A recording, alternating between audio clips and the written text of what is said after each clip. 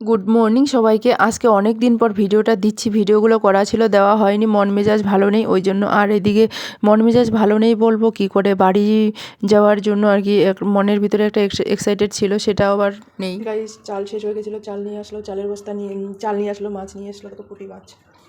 তারপরে তোমাদের দেখিয়ে দিই, এখানে চাল শেষ হয়ে গেছিলো, যে চালের বস্তা নিয়ে চলে আসলো আজকে। মাছগুলো এখন কী করে কী করি, বটি নাই, কিছু নাই আমার কাছে, আমি এখন কী করি। মনের ভিতরে যেটা এক্সাইটেড, তোমরা একটু পরে মানে পুরো ভিডিওটা দেখলে বুঝতে পারবে। মানে এত বড় এক্সাইটেডটা ভেঙে গেল, মানে কি আর বলবো। তোমরা পুরো ভিডিওটা দেখো তাহলেই বুঝতে পারবে। তো ভিডিওটা 2-3 দিনের আর কি আমি করে রেখেছি, সেই ভিডিওটা এখন আমি দিচ্ছি। তো একজন দিদিভাই আমাকে বলেছে অনেক দিন ধরে ভিডিও দাও না, আমি বলছি হ্যাঁ আজকে ভিডিও দিব আর কি। তাহলে ভালো, কতদিন ধরে এই কাজগুলো এখন আমি পরিষ্কার করে নিলাম, চাকু দিয়ে এখন বসিয়ে দিয়েছি। আবার ছাদে যেতে হবে কাপড় টানতে, মানে 3:30টার সময় এনেছে, তখন থেকে বেরিয়ে পড়ে আছে। এদিকে দেখা হতে পারছে অনেক বড় বড় পুঁটি মাছ, সেগুলো এনেছে।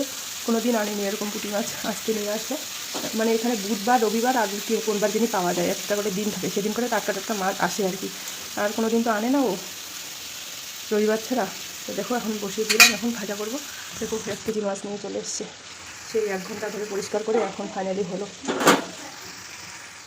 পুরো ভিডিও দেখো বন্ধুরা, ভালো লাগবে তোমাদের, অবশ্যই তোমরা কমেন্ট করে জানাবে। Hello guys, good morning, welcome back to my channel blog with মোচনে। তোমাদের সবাইকে জানো অনেক স্বাগত, অনেক ভালোবাসা জানাই। আজকের ভিডিওটা আমি এখন থেকে স্টার্ট করছি। সবাই এসে স্কুল অফিসে, আমি স্কুলে দিয়ে এসে কাপড় ভিজিয়ে রাখলাম। তারপরে বাইরে আজকে দরজার সামনে একটা পায়রা এনে রেখে দিয়েছে মনে হয়, তার পালকগুলো দেখা যাচ্ছিলো, তো সেখানে জল দিয়ে মুছে দিলাম। সকালে একবার ঘর মুছে দিলাম, আবার ঘর মুছছি। তারপর সবাই এখন চলে গেছে, এখন আমি মুছে নিচ্ছি, তাহলে ঘরটা নোংরা আর হবে না। তারপরে কাপড় ধুবো, কাপড় ধুয়ে তারপরে স্নান করবো।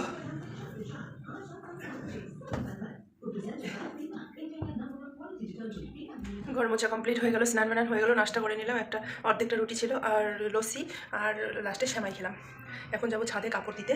আর এখন 11টা বাজে, এখন কাজ কমপ্লিট হলো। কালকে একটা আমার সানস্ক্রিন এসেছিলো, ডোন্ট অ্যান্ড কি, ওই সানস্ক্রিনটা আমি এনে আমার মেয়েদেরকে রাখতে দিয়েছি, কোথায় রেখেছে খুঁজে পাই না। এখন মশারিজা লাগিয়ে নিলাম, দেখি সানস্ক্রিনটা ইউজ করে। আমি তো কিওর স্কিনের সানস্ক্রিন ইউজ করেছি, তখন থেকে আমার মুখটা ভালো আছে। আবার অন্য একটা সানস্ক্রিন নিলাম, এখন কী হবে কে জানে, বাবা ভয় লাগে আমাকে মুখে যে সেই মাখতে জানে। তো লোটাস ক্রিমটা মাখার পর আমার মুখটা ভালো হয়েছে।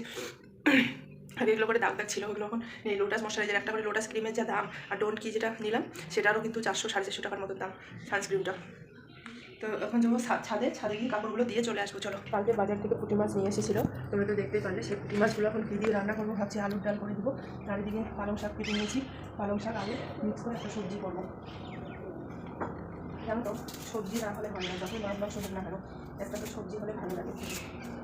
আর এখানকার লোকগুলো সবজি হবে তো শুধু সবজিই হবে, মানে কোনো ডাল গোল হবে না, রুটি খাবে তো এরা।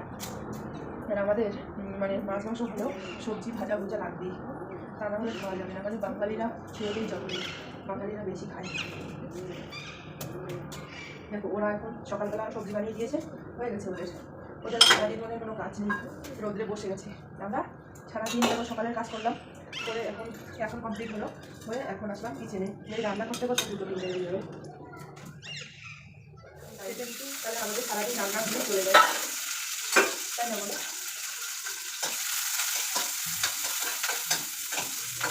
পালং শাকটা বসিয়ে দিয়ে কালকে চালের বস্তা এনেছি, চাল শেষ হয়ে গেছিলো, চালের বস্তাটা খুলতে হবে। আমার বাড়ি যাওয়ার এক্সাইটেড ছিল, মানে বিয়ে ঠিক হয়ে গেছে আমার ভাইয়ের, তো বাড়ি যাবো বলছি, টিকিট পাইনি, টিকিট নেই, দেখি তৎকাল মারবো, তো টিকিট কনফার্ম হয়ে চালে যেতে পারবো। মানে মনের ভিতরে এতটা আনন্দ, কী বলবো, মানে আনন্দ একদম আসতে পারে। অনেকদিন পর বিয়ে বাড়ি, সেই 10 বছর পর আমি আজকে একটা বিয়েতে অ্যাটেন্ড করবো। ঠিক আছে, আমার একটা বোনের বিয়ে হয়েছিল, কাকাতো মেয়ের বিয়ের ধরুন 2 বছর পরে ওই বিয়েটা পেয়েছিলাম। আর এতদিন পরে আমার বিয়ের মামা চলে গেছে শাশি বিয়েতে যাবো। এবং বিয়েটা মানে ডেট এখনও কনফার্ম হয়ে গেছে, কিন্তু একজন মানে ওদের মধ্যে একজন বয়স্ক লোক এক্সপায়ার হয়ে গেছে। বুঝতেই পারছো, মানে শুভ কাজে কত কিছু বাধা। এখন ডেটটা এখন যদি এগিয়ে যায় তাহলে তো ভালো, এগিয়ে গেলেও ভালো, পিছিয়ে গেলেও ভালো, তাহলে ওই ডেটে হলেও পরে আবার ভালো। কিন্তু এখন আমি আজকে ফোন করলাম একটু আগে আমাদের বাড়িতে, মা বলছে বিয়েটা পিছাবে নাকি কনফার্ম নেই, মানে তুই এখনও টিকিট করিস না। আমি বলছি টিকিট আমি আজকে করবো, কালকে পেয়ে দেবো, আমার তৎকাল ছাড়া টিকিট হবে না। কারণ এই রোডে, দিল্লি রোডে পুরো টিকিট আগে থেকে বুকিং হয়ে থাকে, টিকিট পাওয়া যায় না যেগুলো ট্রেনে। আর রাজধানীতে পাওয়া যায়, রাজধানীতে তো জানোই একটা করে টিকিটের দাম 3000 4000 এরকম করে, তৎকাল মারলে তো। আর ওই গতবার এসেছিলাম রাজধানীতে 5000 টিকিট করে, একটা টিকিটে 5000 তৎকাল করে এসেছিলাম, তাহলে ভাবা যায় একটা ফ্লাইটের টিকিটের দাম। ও তো ওটাই চিন্তা ভাবনায় আছি। কালকে রাতে আমার বর বলছে বিয়ে বাড়ি যাবে, বিয়ে বাড়িতে কী গিফট দিবে না দিবে।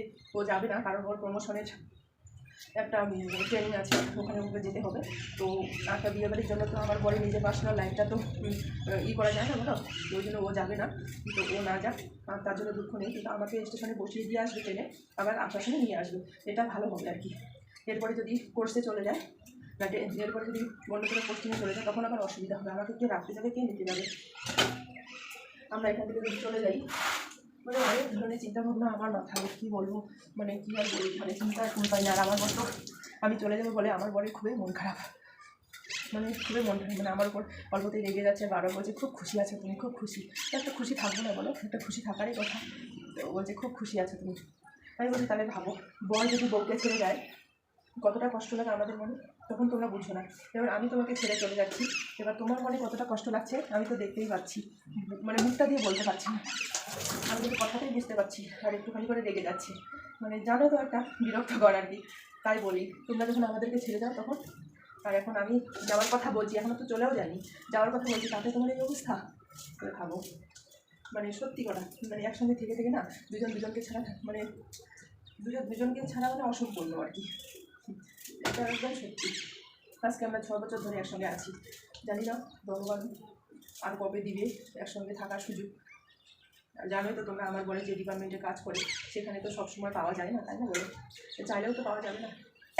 মানে আমাদের কপালটাই, পুরো জীবনটা আমাদের একা স্ট্রাগল করে। কালকে আমাদের শ্বশুরবাড়ির পাশে আমার ননদের বিয়ে, কালকে সরস্বতী পুজো কালকে, তো ওখানে বলেছিল, কিন্তু ওই তো টিকিটের একটাই সমস্যা, টিকিট পাওয়া যায় না। আগে যদি বলতো আমাদের তাহলে হতো, টিকিট পাওয়া যায় না বলেছিল। চলে আসো আমাদের বাড়ির একদম লাগালাগি কাছাকাছি।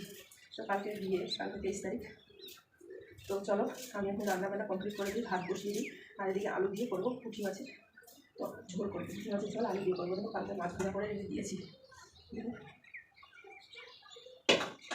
চলো আলু বস্তাটা খুলবো, এই চালটাই খাই। আজকে 22 তারিখ থেকে এই চালটা, 22 তারিখ থেকে এই চালটা খুললাম। এখন কদিন যাবে কে জানে, অত হিসাব করি না, কদিন যায় যাক, অত হিসাব করে কী হবে। হিসাব করলেও আমরাই খাচ্ছি, না হিসাব করলেও আমরাই খাচ্ছি, তাই না? ওদের আমরা অত হিসাব করি না, কীভাবে যে খুলবে।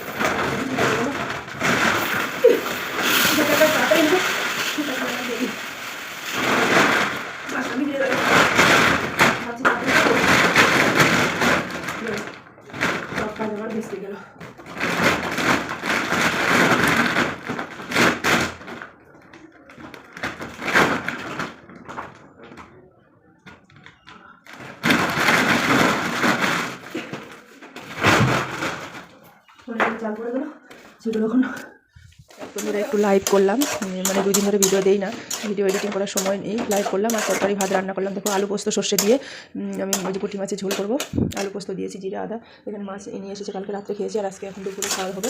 তো ওখানে পালং শাক করেছি, এখানে আলু পোস্ত আর সে সর্ষে দিয়ে করবো, এটা ভাজা ভাজা করে জল ঢেলে দেবো। 12:30টার মতন বাজে। আমার বর বলছে ক্যান্টিনে যাও, ক্যান্টিনে গিয়ে দেখো গিফট, বিয়ে বাড়ি যাবে যে গিফট দেখতে বলছে। তো রান্না আমার কমপ্লিট হয়ে গেলো, ওদিকে দই বসিয়ে দিয়েছি, যেখানে এই যে এটা ছোটো গামলাটাতে, এখানে জল ঢেলে দিলাম, জল ফুটে গেলে মাছগুলো দিব। 2 লোক খাওয়া দেখো কতটা তরকারি।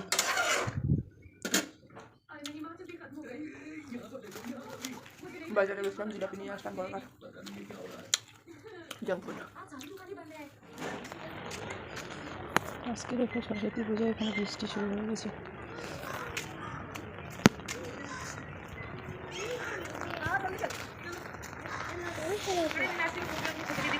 हाँ छाती लेके जाओगे? है भी ना, दोनों बच्चों को लेके जाओगे? इसके नीचे ले जाऊंगी। देखो बारिश, बापरे আজকে একদম সকাল থেকে শুরু হয়ে গেছে বৃষ্টি, मैंने कह रही आज बसंत रखा जाओगा। हम लोग का उधर होता है क्या? हाँ। तो पता है क्या, जो आज के दिन अगर धूप निकलेगी तो सब महीने तक धूप निकलेगी। आज मौसम बारिश का तो पूरा सा महीना ऐसे ही रहेगा, सबका मेका दीवार निकलेगी। ये तो पूरे जल्दी जाओ यार, हम लोग भीग रहे। चलो जल्दी चलो, तुम आगे कदम रखो।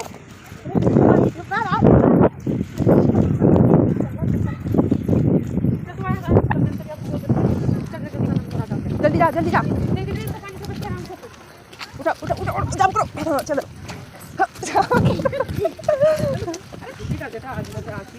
आज देखो, आज का दिन तो बसंत पंचमी में बच्चों को स्कूल नहीं भेजेंगे तो कैसे सीखेंगे, कैसे जानकारी होगा? है ना, बात सही है। इसीलिए मैंने बोला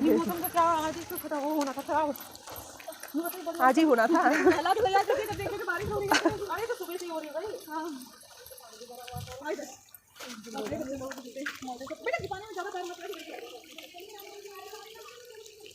आज के एकदम सरस्वती पूजा तो आज के एकदम मैं तो नहा के आई यार, मेरी भी तो आज बता दूँगी तुम्हें।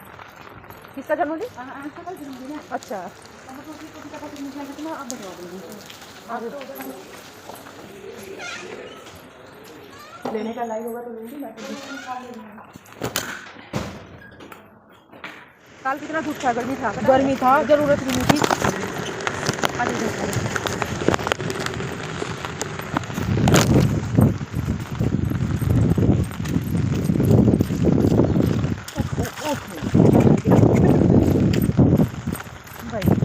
सर्दी में निकले ऐसे, जिसका काम है भाई वो तो निकल ही जा रही है। हमारा काम ज़्यादा है।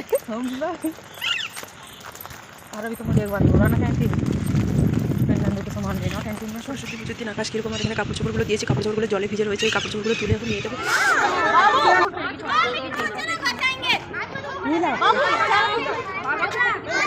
আরে ওখানটায় গিয়ে মারা, ওখানটায় গিয়ে মারা।